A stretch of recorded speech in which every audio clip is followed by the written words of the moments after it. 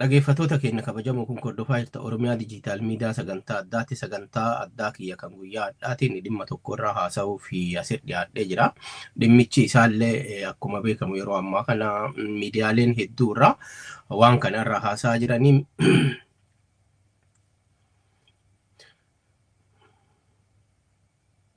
dhaggeeffattoota keenya kabajamoo kun hordofaa jirta Oromiyaa Dijiitaal Miidiyaa sagantaa addaati. Sagantaa addaa kiyya kan guyyaa addaatiin dhimma tokko irraa haasa'uuf asirratti dhiyaadhee jira. Dhimmichi illee dhimma waa'ee atileet Galatee Burqaati. Atileet Galatee Burqaa namoonni hin beekne ni jirtan jedhee yaadu ol Itoophiyaan namoonni Itoophiyaa ta'ee fi addunyaa hedduu keessatti nama beekamtuudha. Kanaaf dhimmi isii kun maali? Namoonni hedduu garagara miidiyaa kanarratti sooshaal miidiyaa kanarratti yaada adda addaa karaa adda addaatiin yaada isaanii ibsaa jiru. Yaadicha kana akkamiin ilaallaa waan jedhu irraa dubbachuu barbaada. Innis akkuma beekamu yaa atileetiin tokko gaafa biyya tokko fiidduu biyya sana waamsista. Biyya sanaaf immoo qabeenya biyyattiiti jedhee yaada.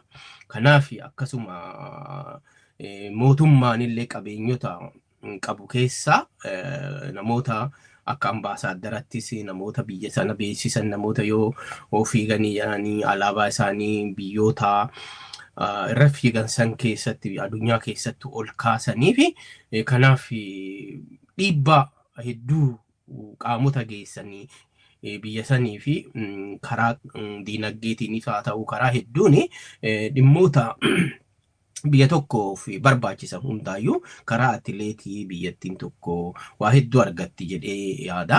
Kun dhugamaa yeroo baay'eetti meedaaliyaa hedduu Itoophiyaa kana keessatti biyya saniifis fidanii waa hedduutu jira jechuudha. Kanaaf atileetiin kun akkamitti ilaalama biyya keenyatti ka jedhu irraa dubbachuu barbaada. Walumaa galatti atileetii Galatee Burqaa atileetii jabduu fi atileetii yeroo dheeraa fi biyyattii sana maqaa waamsisaa turtee fi jabduu intalaa turte. Isiin tun immoo akkuma beekamu fiigicha diqqoo irraa kaastee fiigicha xiqqoo mitira diqqaa irraa kaastee haga maraatoonitti atileetii fiiddee fiigicha saniin irra aantee yeroo hedduu irra deddeebiin mo'attee biyyoota sana immoo biyya Itoophiyaa jedhamtu tana maqaa waamsiftee alaabaa isii biyyoota hedduu keessatti biyyoota addunyaa garaagaraa keessatti mirmissite takkadha. Isiintu immoo akkamiin biyya san keessatti biyya Itoophiyaa amma keessa jirtu kana keessatti maaltu irra gahe rakkoon isii maali ka jedhamu kana namoonni tokko tokko yoo arginu akka qoosaattis haa ta'u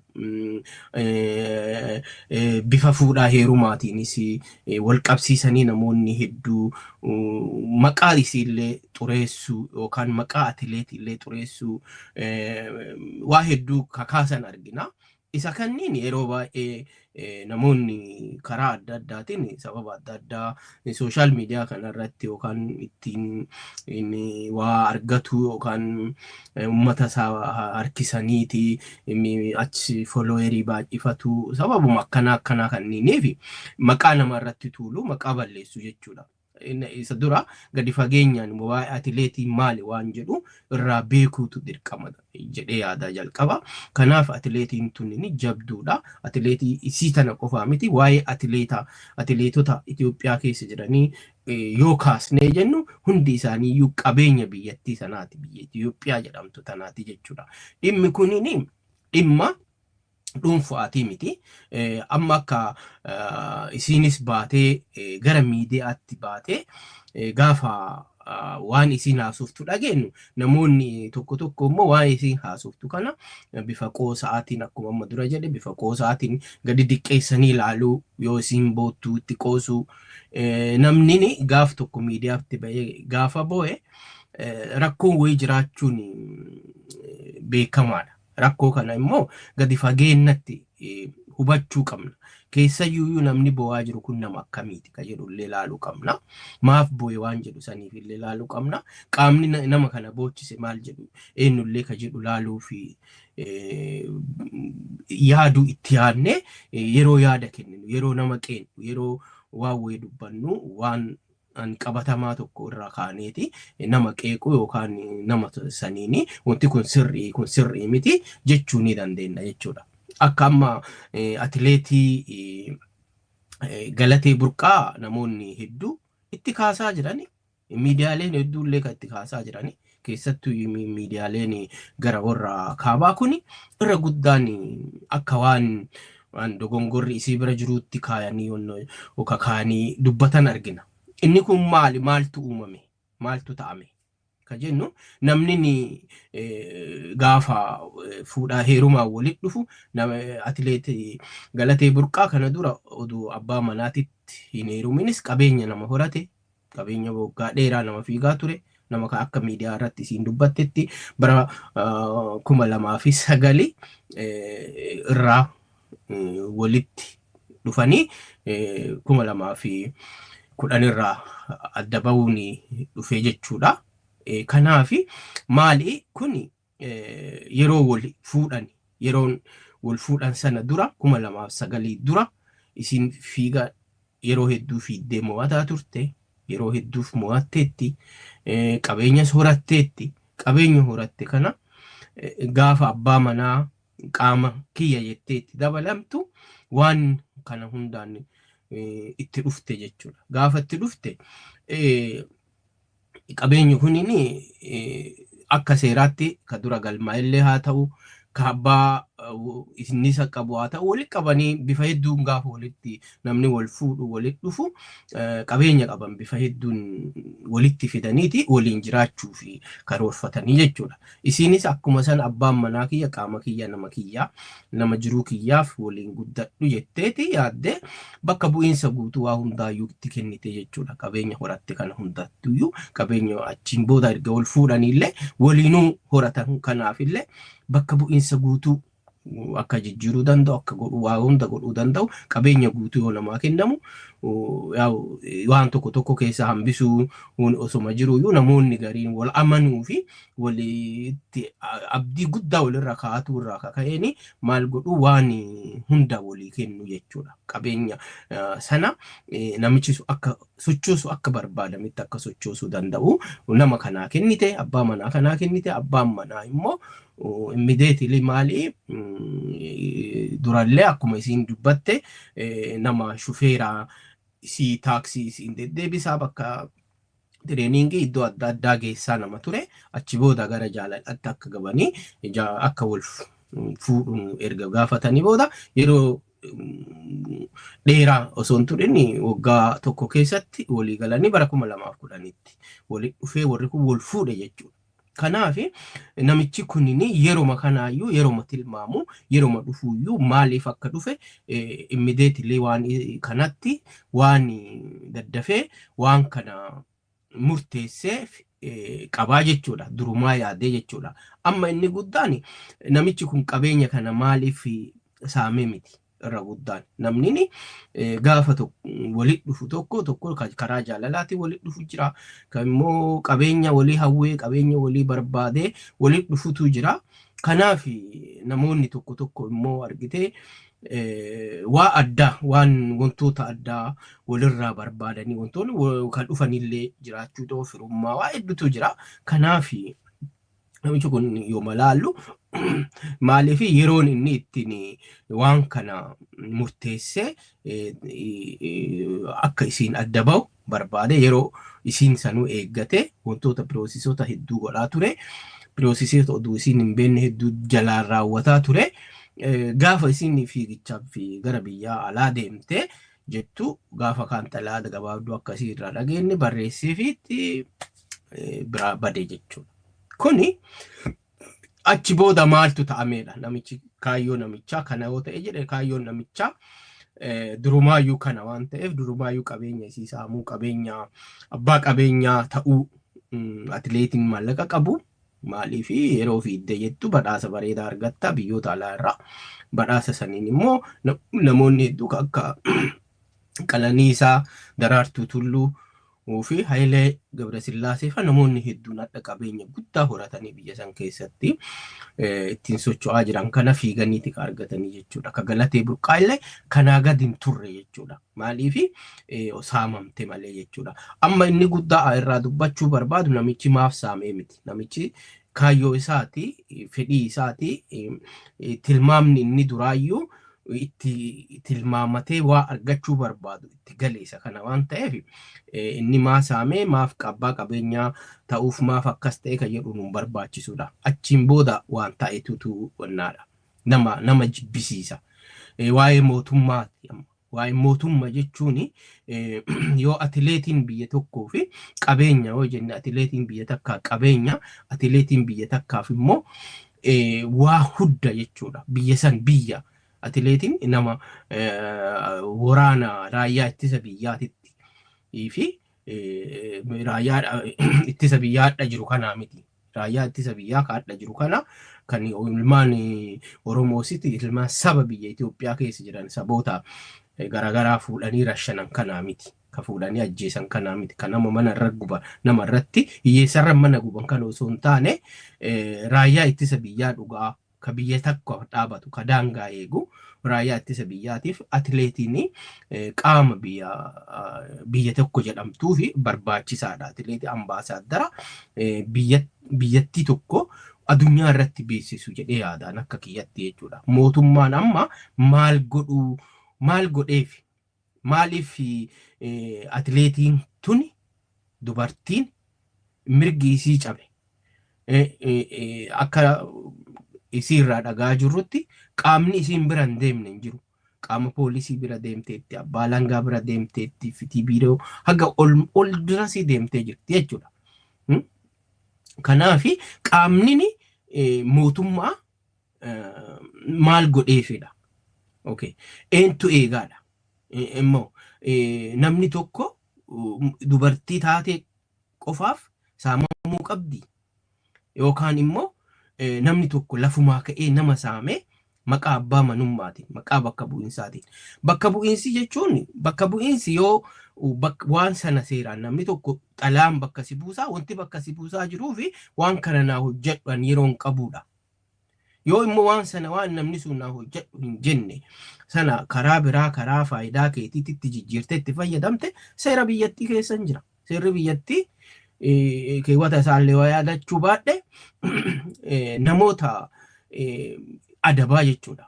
Yoo diqqaatee jedhee waggaa 10 achi ol itti adabutu jira ka qabeenya sana walakkaa isaa yoo seera fuudhaa heerumaa sana duuka bu'anii seera fuudhaa heerumaa sana ilaallatanii namni gaafa seeraa wal fuudhee jedhe gaafa adda ba'u seera mootummaarra jira.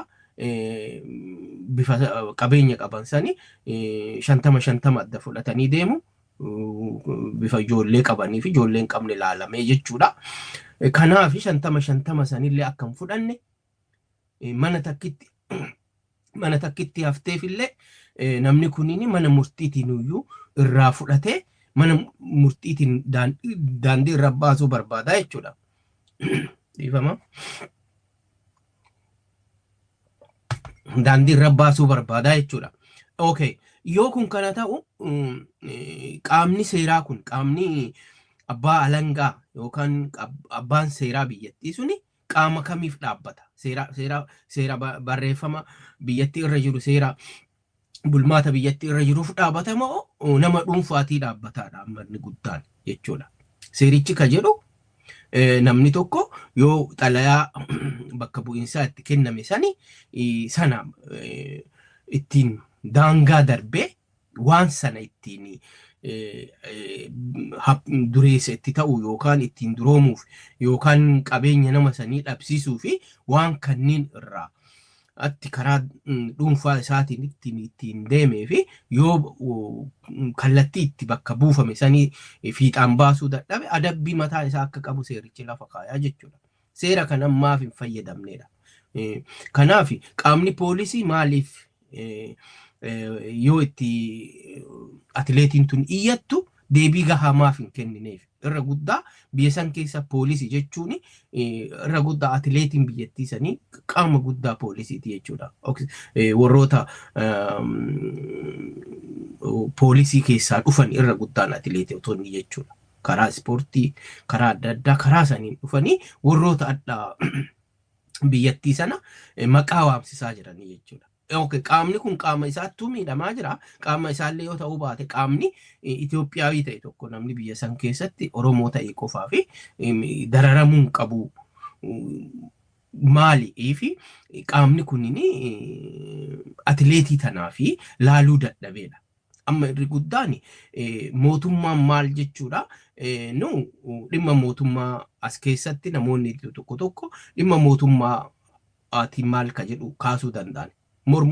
Mootummaa mormuunii fi mirga dhuunfaa nama tokko mootummaan maaf kabachisiisuu fi dadhabe jedhanii mootummaa gaafachuun garagara waliin fakkaatanii jechuudha. Nu amma ka gaafataa jiru biyyattii namni kun bakka bu'ee fi biyyattii namni kun aarsaa guddaa kafalee fi alaabaa isaa biyyoota addunyaa hedduu keessatti mirmirsee fi namni kun maalii fi biyya san keessatti namoonni hedduu atileetonni hedduu biyyaa bayanii jiruu isaanii biyya alaa godhatanii jiruu isaanii jijjiiratanii jiranii jechuudha. Warroonni fiiganii diqqoo ala dhufanii biyya sanii deebuu didanii biyyoota alaa jiran kana. Atileetiin Galatee Burqaa namoota biyya saniif lubbuu ofii kenne biyyoota dhatti kamii biyyoota babbareedoo biyyoota jiru nama dhalli namaatti jijjiiramee hojii diqqaa hojjettee maallaqa guddaatti argattu hunda dhuftee dhattee humnuma kanaa fi jaalala biyyattii saniif qabdu irraa qabdu ta'eef biyya saniif deebitee biyya san keessa adda ba'uutti jirti jechuudha. Biyyi isiin jaalatte sun mootummaan biyya isiin jaalatte san bulchu eessa jiraadha? Maal godhaa jiraaf? Nama kana immediately qabamee dhagaan jirru still. Nama kana maaseedhaan qabamee immediately qorannoon jabaan irratti hin geggeeffamu. Intalattiin tun amma dhugama yoo dubbannee jedhe atileetii Galatee Burqaa namni hundi na dhaga'ee jira. Abiyyi na haa dhaga'u jette. Abiyyi gurra kana dhaga'uun hin qabu. Kun waan gaariidha. Abiyyi gurra kana dhaga'uun hin qabu. Hojii mataa isaa qaba. Hojiin isaati ka hojjetataa jiru inni jechuudha. Hojii of guddisuu, hojii maqaa isaa guddisuuti malee hojii namoota rakkatanii, namoota waa himatanii karatti baasanii ranshansiisuudha hojiin isaa. Kanaaf nu amma dhimma isaa irraa mormii isaatitti hin jirru jechuudha. Namni tokko mirga gaafateef bahee rashanama yoo ta'e ka isiillee boru maaltu ta'a maala. Isatti naageessaa isuma waan gaarii hojjetaa jechuudha. Ani isitti namanu waan gaarii hojjeta. Wantoonni gaarii isni hojjetellee jiraachuu mala hin jiraallee kan inni hojjeteef ka beekamtii kennineerullee hedduun hin jiranii. Haa ta'u garuu moorii waan gaarii hojjete ka jennu irra waan hamaa hojjetetu taaraa jechuudha. Bara kana bara silaa mootummaa akkamiiti kun mootummaa ani haga dhaladhee guddadhee umurii kiyya kana gayetti ilma saba Oromoo mootummaa kiyya jedhu argee hin beeku. Dargiillee hin beeka. Dargii keessallee agawii tureera. Bara sanillee hubannoo wayii hin beeka. Yaadigiin guutuu keessa turre TPLF bara TPLF kanallee argine jechuudha. Tokkuma waan ta'e TPLF isaan garagalchuma saantibii lamaaniiti jechuudha. Kanaaf bara Minilik irraa kaase Minilik duri irraa kaase Oromoon waliigalee morma mootummaa kiyyaa mitii jedha ture. Arra warroota garaa warroota ilmaan garaa taate akka ilmaan Goobana Daacee ka gaafa san Minilikki goree Oromoo fixe san ilmaan isa barbaadu lafee isaa barbaadu tututu adda mootummaa kana atti keessatti galanii mootummaa kanallee maqaa balleessaa jiranii jechuudha. Warroota gaafas ilmi Oromoo kamuu namni Oromoo kamuu mootummaan kun kiyyaa miti jedheeti irra fincilaa ture. Dargiillee irra fincilaa ture. TPLF illee irra fincilaa ture. Garuu Abiyyiin bira yoo ga'ee jedhu afaan baafatee barsiisaa haakimiin hundi isaa namni hundi Oromoo ta'e haa diqqaatu mootummaa kiyya jedhe. Okay, mootummaa kiyya jechuun eessatti fayyadamee uummata kana yoo uummanni kunini akkanatti atileetiin beekamaan namni guddaan namni biyya san maqaa waamsisu yoo saamamu saamicha isaa kanaan mootummaan kun yoo hin dhaqqabneef eessatti mootummaa kiyya ta'are. Kanaaf nu amma mormii mootummaa siyaasaa miti. Siyaasaa waan biraati. Kun immoo waan namni mirga isaa ka dhala namummaatiin siif kenname tokko yeroo sarbamtu yeroo mirgi kan kee sirraa fudhamu yeroo mirgi kan kee nama dhuunfaatiin sanuyyuu qaama ijaarame tokko ni miti qaama mootummaatiin ni miti qaama dhuunfaatiin mirga kan kee dhabdee akkanatti rakkattu inni kun baay'ee nama gaddisiisa jechuudha. Dhugaa yoo dubbannee jenne yeroo isii akkanatti itti boottu yeroo waa hedduu baay'ee nama gaddisiisa jechuudha. Kanaaf gara dhumaa irratti yoo deemuu barbaade dhimma kana eenyuun laaluu qabaadha. Nu har'a maali mushin taane wantoota nu keessa jiru wantoota nu dhagayame maaliif atileetii Amaaraas haa ta'u atileetii Tigirees haa ta'u atileetii kamillee haa ta'u mirgi atileetota kabajamuu qaba. Mirgi nama kun atileetii jechuun waan diqqaa miti. Irraa kan dubbataa jiru jechuudha. Waa'ee zarii isii irraa dhufte Arsii taatee Shawaa taatee Maalii taatee isa san irratti irraa kan dubbataa jiru. Waa'ee Amaaraa taatee miti. Ka amma irraa dubbataa jiru maaliif mootummaan dhimma isii kana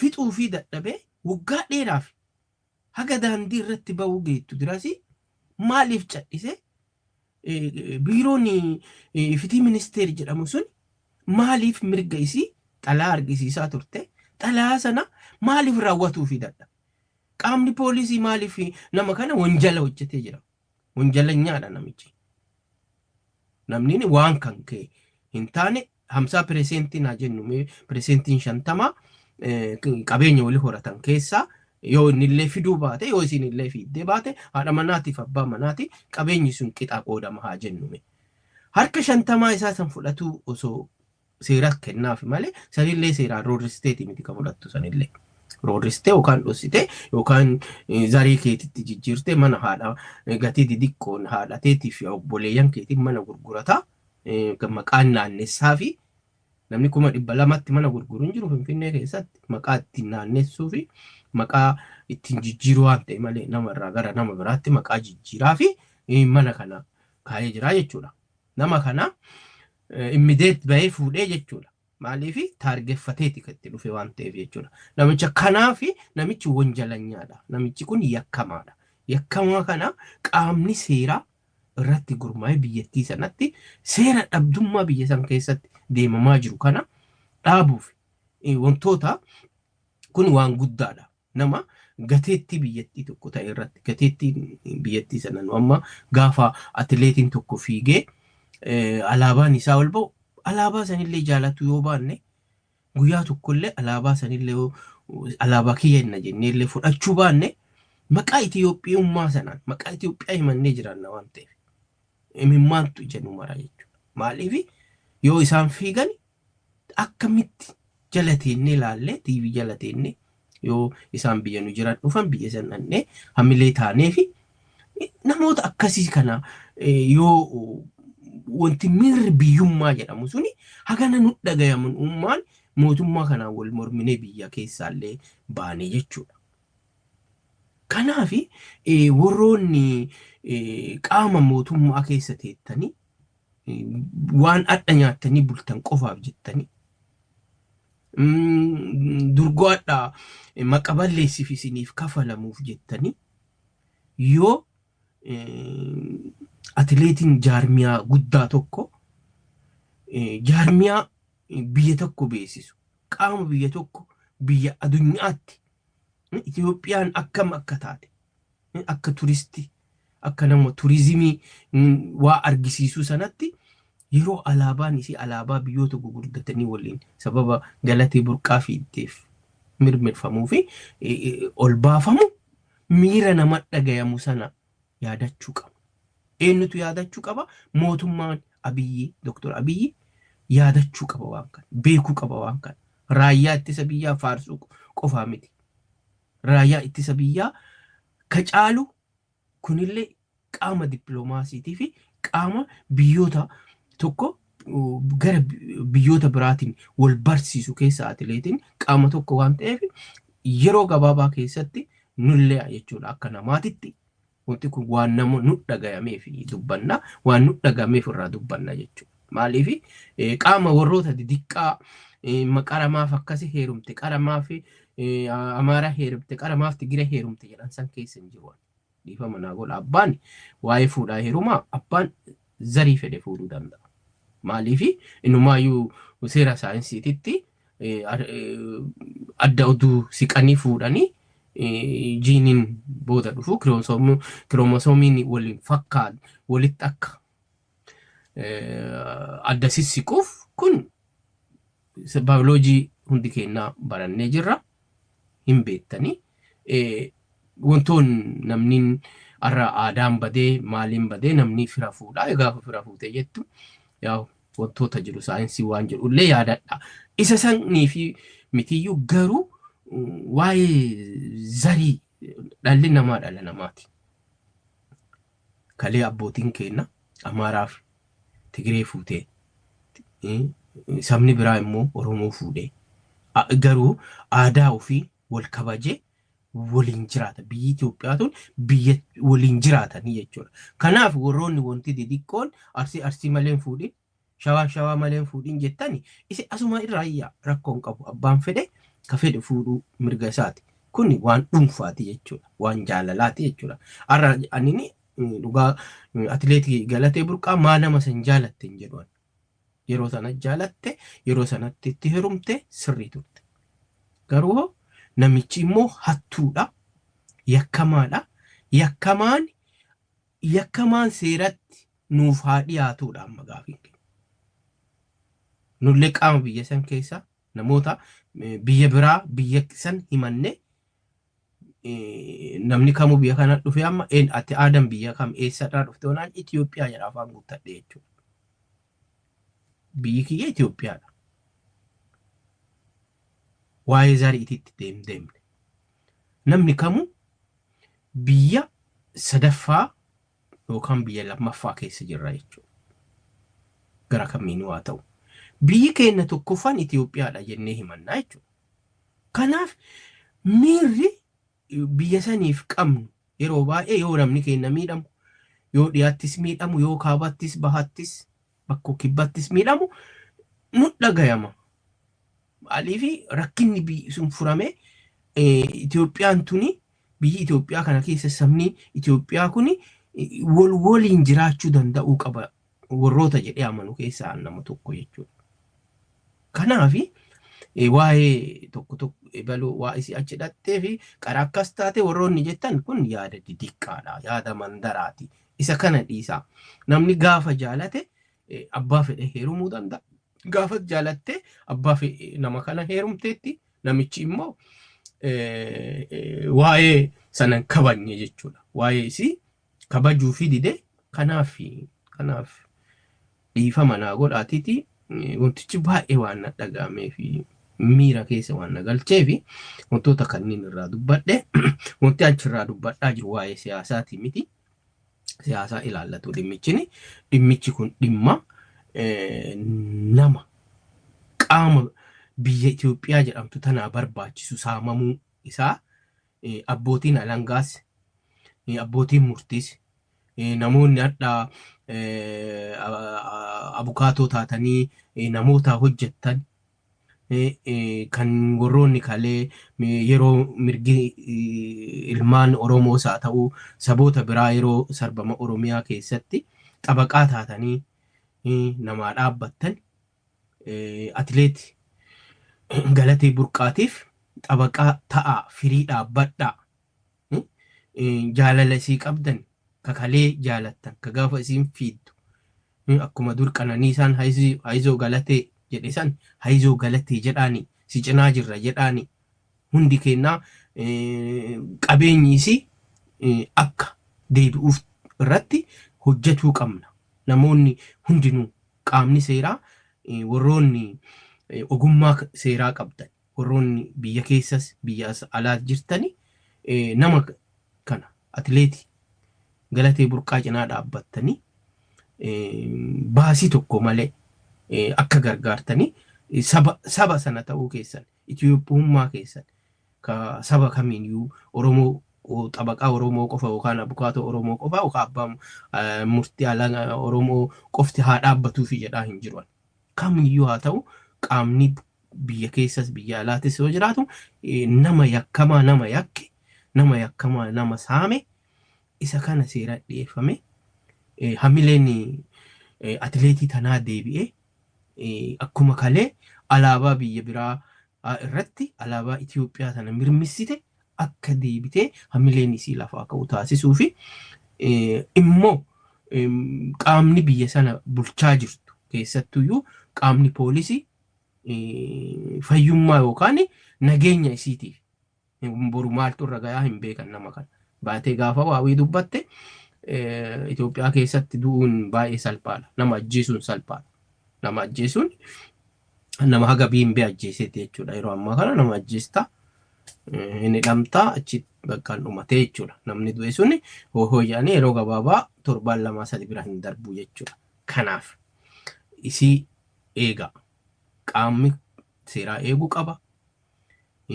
Bakka amma jiraattu sana osoo hin taane qaamni bakka wayii kaa'ee qaamni seeraa yakkamaa kana. Yakkamaan kun namni mana 10 gurgurate, namni makiinaa 4 gurgurate namoota baay'ee akka qabu argisiisa. Namoota baay'ee jira, harka baay'ee qaba. Namoota isaa hojjetan hedduutu jira. Namoonni kun immoo tariitiitii lubbuun intala tanaa balleessuu danda'anii. Kanaaf qaamni seeraa yoo jiraate biyya san keessatti qaamni seeraa mootummaan poolisiin federaalaa haga naannootti ka jirtani dhimmi kun yakka guddaadha. Yakka boru dhaabbatu miti. Yakkichi kun yakka guddaadha. Yakki kun yakka addunyaa beekamu. Addunyaa atileet Galatee Burqaa Itoophiyaa qofatti miti ka beeka. Ana qofaa miti ka isii beeku. Addunyaa kana guutuu beeka jechuudha. Boru baatee miidiyaan biraallee boru miidiyaan biyyoota gugurdatanii BBC'n CNN'n irraa dubbatuuf deema kana. Kana quba qabaadha hin hafu kun. Kanaaf maaliif atileetonni biyya namaa akkamitti kabajamanii jiraataa jiran? Akkamitti eegumti taasifamee fi akkamitti maaliif isaaniin qabeenya guddaadha. Qabeenya biyyattiin qabdu jechuudha. Kanaaf piliis warri seera qabdan warri qaama nageenyaa taatanii waan kana eegsisuu irra jabaadha. Ka biraa immoo ka hafe warra akkuma dura jedhe mootummaan muummee ministeeraa Dr. Abiyyi kallattii maanuu dhimma kana irratti haasa'uu qaba jedhee nama yaadu tokkoon. Maaliif hattuu warra kaadiree isaa qofaa hattuu jechuun qabu. Kaadiree yeroo baay'ee kaadirootaan walitti qabee isin hattu jedhaanii waan gaariidha. Waan san jajjabeessinaa jechuudha. Hattu atattu jechuu qaban. Ka jedhu yaada akkasii qabna waan ta'eef. Namni qabeenya namaa hatu, namni uummata keessaa ba'ee hatu saaxilamuu qaba yeroo kamattuu yoo jiru. Namni haa diqqaatu, namni kun haadha manaatti jejee waliin nyaataa waliin dhugaa turee jira. Immoo osoo isii waliin jiru isiirra hojjetaa ture wanjala addunyaa yakka guddaa hojjetee jira jechuudha. Yakka kanaaf immoo akka fakkeenyaatti mootummaan ministeerri biyyaa tokko gaafa namni medaaliyaa gugurdaa qabatee galu namoota badhaasa kennan keessaa namoota waan haala sana bayanii miidiyaa irratti dubbatan keessaa qaama tokko waan ta'eef dhimmi kun dhimma diqqaa miti dhimma biyyaati dhimmi atileetii dhimma biyyaati. Muummeen ministeera Dr. Abiy illee dhimma kanarraa bahee dubbachuu qaba. Akkasumas ministeerota aadaa fi turizimii hedduu waan kanarraa dubbachuu qabanii qaamni nageenyaa waan kana yakka kana madda isaatii qorate waan kana namoota yakka kana keessatti harka qaba hunda dhiyeessee akka mirga atileet Galatee Burqaa kabajamu maqaa Oromiyaa Dijiitaal Miidiyaa fi maqaa kiyyaanin isin gaafadhaa.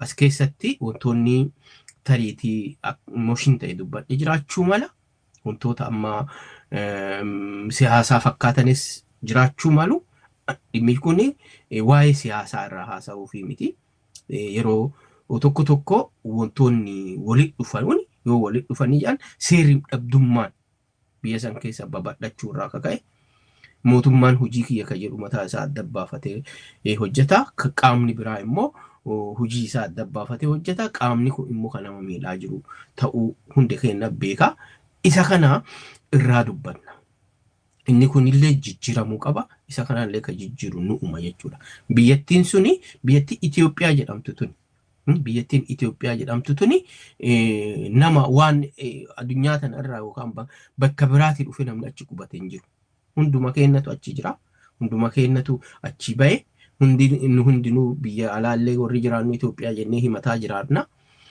adda nu Oromoo nu akkasii maali haa jennu garuu jeneraal mataa walitti qabatti biyya Itoophiyaa paaspoortii Itoophiyaa warroonni paaspoortii Itoophiyaa Oromoo ta'anii paaspoortii Itoophiyaa harkaa qaban ani Itoophiyaa miti Oromoo warroota jedhanii si dubbatantu jira warroonni akkanaa kunniin wannoo dhabuudha hubannoo dhabuudha an Oromoodha Oromummaan kiyya kabaje akka biyyaatti Itoophiyaa ta'u haga ani Oromiyaa kabachisiise Oromiyaa biyyan goonetti haga biyyi Oromiyaa naannoo Oromiyaa jedhamtu tun haga biyya hin ta'initti an Oromiyaa an ilma Oromooti malee biyyi kiyya Itoophiyaadha an Oromoo Itoophiyaa biyya Itoophiyaa keessa jiraatudha kanaaf akkasitti yaaduu qabna warroonni didiqqeessinee gabbuufnee wantoota didiqqoo dhimmoota akkanaa yaadnu kanaaf wanti irraa dubbataa jiru waa'ee biyyaati